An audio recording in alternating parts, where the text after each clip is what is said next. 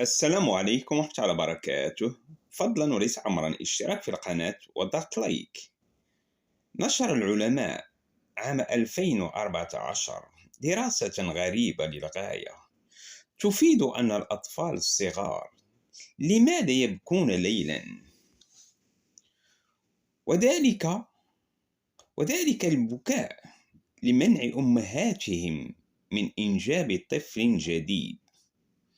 وأشارت الدراسة التي نشرت مؤخرا في جامعة هارفارد الأمريكية أن الأطفال عادة ما يبكون في الليل عقب ولادتهم ب6 أشهر، وهو التوقيت الذي يمكن فيه لأمهاتهم أن يستعدن خصوبتهن وينجبن أطفالا من جديد. من كتاب روضة المحبين في نزهة المشتاقين.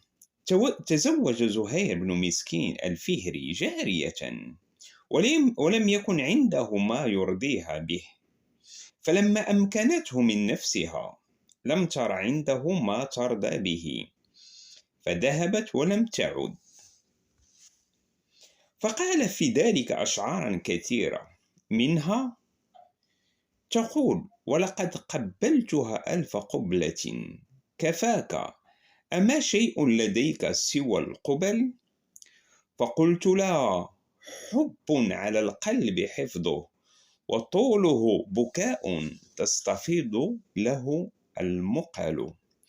فقالت: لعمر الله ما لذة الفتى من الحب في قول يخالفه الفعل. وفي الختام لا تبخل بالاشتراك في القناة وضغط لايك، والسلام عليكم ورحمة الله وبركاته.